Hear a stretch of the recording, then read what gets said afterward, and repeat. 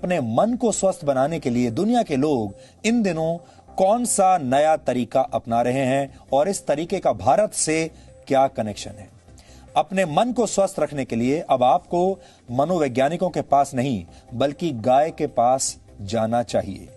हालांकि हमारे यहां यह फॉर्मूला बहुत पुराना है, लेकिन आप तो जानते ही हैं, हमारे देश में हमारे पास जो मौजूद है हमने कभी उसका महत्व समझा नहीं है। यानी आपको अपने घर के आसपास की किसी गौशाला या किसी फार्म पर जाकर एक गाय को गले लगाना है और ऐसा करके आप अपने मन से उदासी या डिप्रेशन या स्ट्रेस को दूर कर सकते हैं। विदेशों में यह ट्रेंड बहुत लोकप्रिय हो रहा है आजकल और वहां इसे काउ कडलिंग के नाम से जाना जाता है, यानी गाय को गले लगाना। अमेरिका में कई डेयरी फार्म्स लोगों को काउ कडलिंग की सेवाएं आजकल दे रहे हैं और लोग वहां आते हैं दूर दूर से इन गायों को गले लगाने के लिए। गायों को गले से लगाने की सुविधा देने वाले फार्म मालिकों के मुताबिक गाय का हार्ट रेट इंसानों के मुकाबले थोड़ा कम होता है और उनके शरीर का तापमान थोड़ा ज्यादा होता है इंसानों से। ऐसे में जब कोई इंसान गाय को गले लगाता है तो ये दोनों ही स्थितियां उसके दिमाग को रिलैक्स कर देती हैं। मेडिटेशन यानी ध्यान के दौरान भी दिल की धड़कन धीमी हो जाती है और ऐसा ही गाय को प्यार से छूने या उसके साथ खेलने के दौरान भी होता है। मनोवैज्ञानिकों के मुताबिक गाय के साथ समय बिताने से आपका आत्मविश्वास बढ़ता है और मन में छिपे हुए डर भी दूर हो जाते हैं। अमेरिका में लोग 90 मिनट की इस थेरेपी के लिए करीब 22,000 रुपए तक चुका रहे हैं। 90 मिनट की यह थेरेपी जिसमें गाय को गले लगाना है, इसके लिए अमेरिका में लोग 22,000 रुपए तक देने को तैयार हैं, दे भी रहे हैं। यूरोप और अमेरिका में यह थेरेपी निराश और एंजाइटी के शिकार लोगों की बहुत मदद कर रही है। स्विट्जरलैंड और नेदरलैंड्स में 3 घंटे तक काउ कडलिंग के लिए लोग लगभग 4,000 रुपए चुका रहे हैं और वहां इस प्रक्रिया को एक खास नाम दिया गया है जिसे कहते हैं काउम्युनिकेशन। आपने सुना होगा अंग्रेजी का नाम है कम्युनिकेशन। उस कम्युनिकेशन को उन्होंने कर दिया है काउम्युनिकेशन। काउ के साथ कम्युनिकेशन यानी गाय के साथ संवाद, अगर हिंदी में इसकी बात करें तो। हमारे देश में जब हम किसी भोले भाले व्यक्ति की तारीफ करते हैं तो अक्सर कहते हैं ये तो गाय की तरह सीधा है। गाय का यही सीधा और शांत स्वभाव अब दुनिया भर के लोगों को भा रहा है, उन्हें पसंद आ रहा है।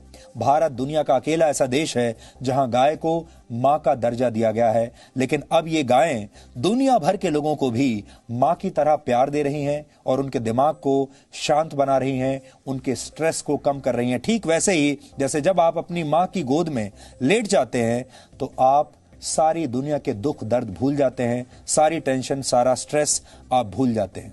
यानी गाय अब सिर्फ भारत नहीं बल्कि जगत माता बनने की राह पर है।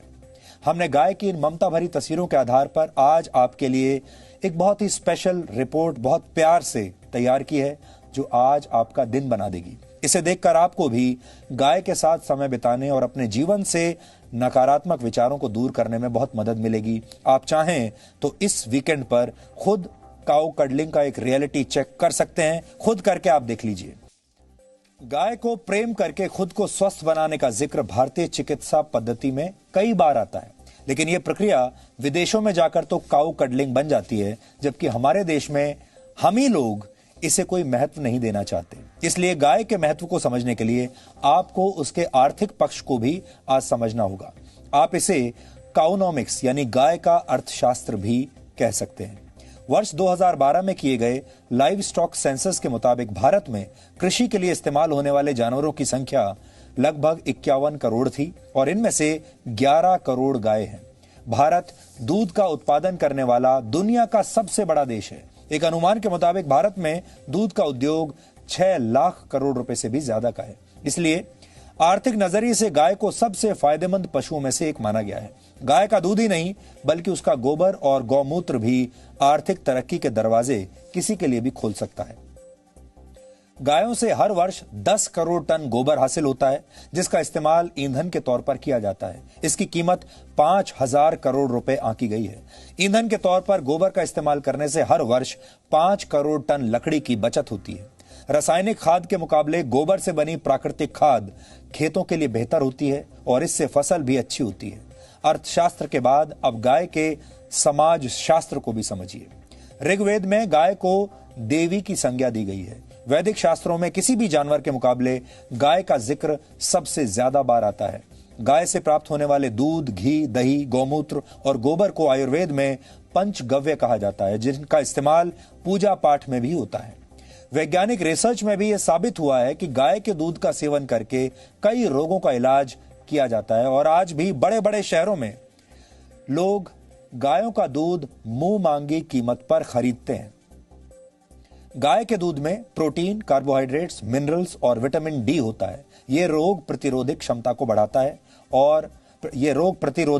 बढ़ाता है और लोगों को मानसिक तौर पर भी बहुत मजबूत करता है। यानी आपके शरीर को भी मजबूती देता है और आपके मन को भी मजबूती देता है। कुल मिलाकर गाय पर भले ही हमारे देश में अक्सर राजनीति होती रही है, लेकिन गाय का दूध, गोबर और गौमूत्र समाज के काम आता है। यानी गाय आर्थिक और सामाजिक तौर पर देश के लिए एक कामधेनु जैसी है। राष्ट्रपिता महात्मा गांधी ने एक बार कहा था कि हमें गायों को मारना नहीं चाहिए, बल्कि उनका रक्षक और दोस्त बनना चाहिए। गांधी जी ये भी मानते थे कि गौ रक्षा हिंदू धर्म की तरफ से विश्व को दिया गया सबसे बड़ा तोहफा है। और बाल गंगाधर तिलक ने तो एक बार यहां तक कहा था कि जरूरत पड़े तो उन्हें मार दें, लेकिन गायों को छोड़ दिया जाए। यानी गायों के लिए वो अपनी खुद की जान देने के लिए भी तैयार थे। सिर्फ गाय को प्यार करना ही विदेशों में जाकर काऊ कडलिंग नहीं बना, बल्कि भारत का योग पश्चिम में जाकर योगा हो गया। और हमारे देश का हल्दी वाला दूध, जिसे आपकी मां हमेशा आपको पीने के लिए कहती रहती हैं, ये हल्दी वाला दूध जिसे आप बहुत लोकल समझते हैं, ये हल्दी वाला दूध टर्मरिक लाटे बन गया।